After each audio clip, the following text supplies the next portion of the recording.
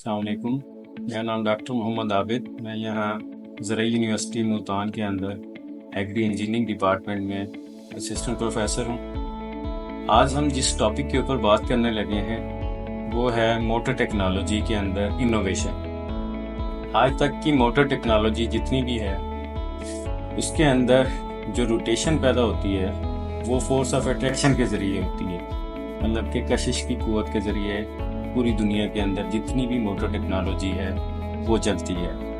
اور آپ کو تھوڑا سا یہ بھی بتاتا چلوں کہ ہمارے ہاں جتنی بھی موٹرز ہیں، یہ جتنے میکینیکل کام پرفارم کرتے ہیں 90% ہم موٹر ٹیکنالوجی سے کرتے ہیں۔ مطلب وہ کام جو موٹر کی انوینشن سے پہلے ہم ہاتھوں سے کرتے تھے، اب وہ الیکٹریکل انرجی کو یوز کرتے ہوئے موٹر کو گھماتے ہیں اور اس کے گھماؤ کی وجہ سے ہم وہ میکینیکل کام پرفارم کرتے ہیں۔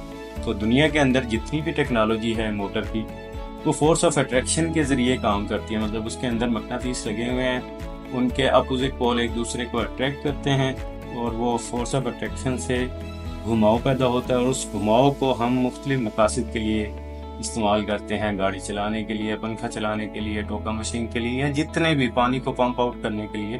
تو ہماری ساری جو زندگی ہے وہ موٹروں کے گرد گھری ہوئی ہے ساری۔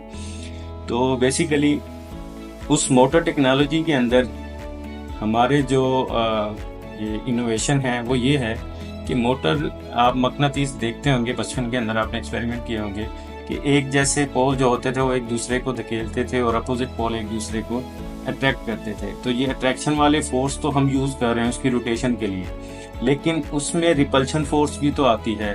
وہ فورس کہاں جاتی ہے؟ یہ ہمارا بیسک کوشچن تھا جو ہمارے فاؤنڈر ہیں عمر فاروق صاحب، بیسیکلی جو اس ٹیکنالوجی کے فاؤنڈر ہیں، آئی ایم دا کو فاؤنڈر بیہائنڈ ہم۔ تو انہوں نے یہ ان کے ذہن میں آیا کہ یہ جو ریپلشن کی فورس ہے یہ کہاں جاتی ہے۔ اس چیز کو سوچتے ہوئے، اس پہ کام کرتے ہوئے، مختلف لوگوں سے ڈسکس کرتے ہوئے، انٹرنیشنل سائنٹسٹ سے ڈسکس کرتے ہوئے کہ فورس آف اٹریکشن کو تو ہم یوز کر لیتے ہیں، ریپلشن فورس کہاں جاتی ہے۔ تو اس پہ کام کرتے کرتے پھر الٹیمیٹلی ہم پہ یہ آیا کہ آپ کا دعویٰ اگر اتنا بڑا ہے تو اس کا ثبوت بھی پیش کیا جائے۔ تو ہم نے پھر پریکٹیکلی موٹر ڈیزائن کی جو کہ فورس آف ریپلشن پہ علیحدہ سے چلتی ہے۔ مطلب جو دنیا کے اندر ٹیکنالوجی فورس آف اٹریکشن پہ ہے، ہم نے جو اپنی موٹر چلائی ہے فورس آف ریپلشن پہ چلتی ہے، اور اس کی ایفیشنسی فورس آف اٹریکشن سے تھوڑی سی کم ہے، جس میں کوئی ٹیکنیکل فالٹ بھی ہوں گے کچھ اس طرح نا۔ مطلب فورس آف اٹریکشن کی ایفیشنسی 18% آتی ہے تو ہماری وہ 15% ہے۔ لیکن پھر ہم نے کیا کیا، اس کو دونوں کو کمبائن کر کے، مطلب force of attraction plus force of repulsion پہ موٹر کو چلایا۔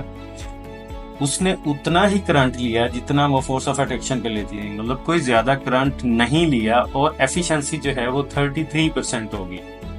اس کا کیا مطلب ہے کہ اگر آپ موٹر کو یوز کریں گے، فار ایگزامپل آپ بائک ہی چلاتے ہیں جس کا پہیہ گھومتا ہے موٹر کے ذریعے، تو اس میں اگر آپ 1000 کا فیول ڈلواتے ہیں پہلے فورس آف اٹریکشن والی ٹیکنالوجی پہ، تو اگر اس میں اس ٹیکنالوجی پہ جو ریپلشن موٹر والی ٹیکنالوجی ہے اس پہ اگر آپ چلائیں گے تو آپ کا 1000 کے بجائے 600 کے فیول میں اتنا ڈسٹینس کور ہوگا۔